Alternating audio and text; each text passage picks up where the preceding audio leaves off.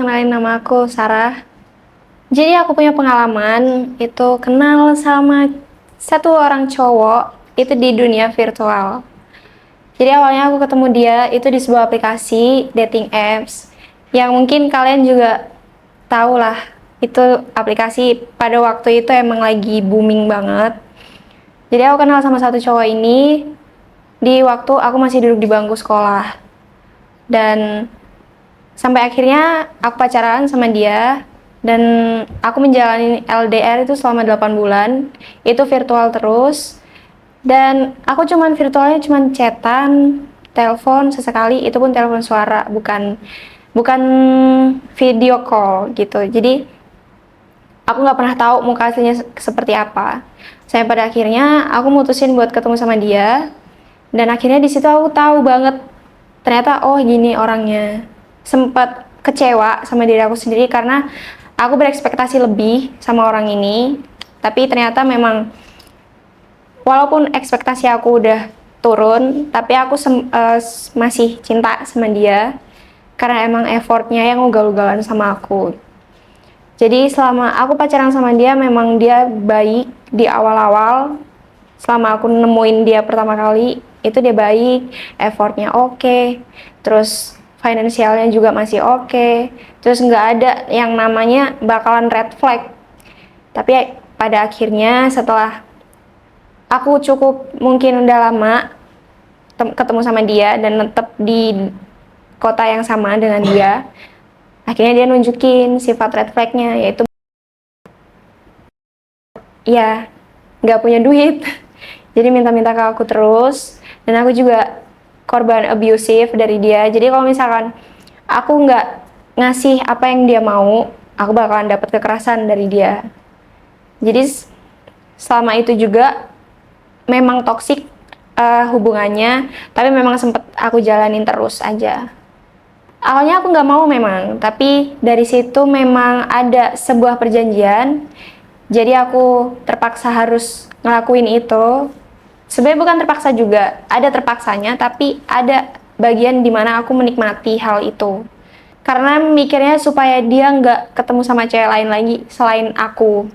Kalau pengalaman kerja di dunia malam itu sebenarnya aku lakuin karena memang aku butuh uang pada saat itu, yang dimana aku harus membiayai hidup cowok itu, dan aku harus nekat.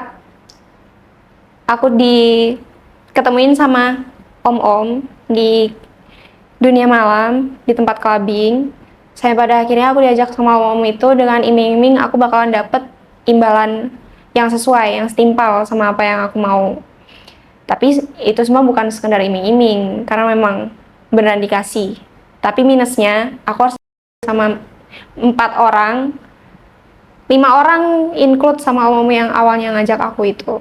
Ya pertama pasti di situ aku having sama satu orang dulu, sama om yang pertama kali ngajak aku. Tapi di situ memang sistemnya memang gimana ya, jadi di malam itu sekitar 4 jam itu aku sama 5 orang tersebut. Terus diantaranya mereka memang mainnya ada yang kasar, ada yang halus. Sempet aja sih aku mikir kayak ngerasa bersalah aja karena butuh uang, terus sampai harus ngerelain diri sendiri. Dan yang perlu kalian tahu, aku butuh uangnya memang karena untuk ngebiayain cowok itu, sampai aku bisa terpaksa untuk sama om-om itu. Jadi karena aku juga kerja sambil kuliah, jadi aku pernah sesekali aku main sama dosen aku sendiri, karena kebetulan dosen aku memang ganteng orangnya, terus masih dosen muda juga. Jadi akhirnya aku main juga sama dia, Kak. Awalnya emang janjiannya di kampus gitu kan, tapi diajak ke apartemennya dia. Awal mulanya tuh sebenarnya gak berniat untuk having sama dosen ini sih, Kak. Karena memang dia dosen yang baik, yang kebetulan waktu itu aku lagi ada tugas dan harus konsultasi sama dia. Dan di situ emang waktunya memang aku sama dia lagi berdua, dan jarak umurnya itu nggak terpaut jauh sih, cuman 4 tahun lah. Jadi masih kelihatan abang aku banget lah gitu kan. Jadi udah dari situ lanjut ke chat, konsulnya di chat, terus akhirnya akrab. Terus pas di waktu ada kelas yang bareng sama dosen itu, aku akhirnya nggak speak up sih, dia yang duluan speak up, kayak kamu ikut saya yuk ke apartemen saya. Mau ngapain pak? Saya gitu kan. Terus dia bilang nggak apa-apa, kita main aja, nonton aja, chill aja di kamar saya gitu. Saya kebetulan ada proyektor yang bisa menghubungi langsung untuk nonton. Ya dari situ kejadian itulah. Ya saya having sex sama dosen itu, dan memang pada saat itu emang nggak ada hubungan apa-apa, nggak ada hubungan spesial apa-apa. Memang karena kebawa sama suasana lagi berdua dan lagi memang nonton gitu kak. Kalau pesan-pesannya sih, sebagai cewek kita jangan terlalu gampang percaya sama omongan cowok, apalagi kalau kita memang dari awal udah punya firasat nggak bener.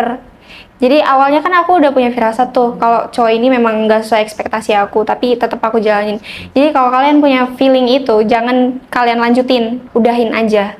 Jangan mentang-mentang kalian udah ketemu terus udah ngabisin duit karena ketemu sama dia, atau udah habis biaya buat ketemu dia. Lebih baik habis biaya karena ketemu dia daripada habis biaya karena ngebiayain dia gitu.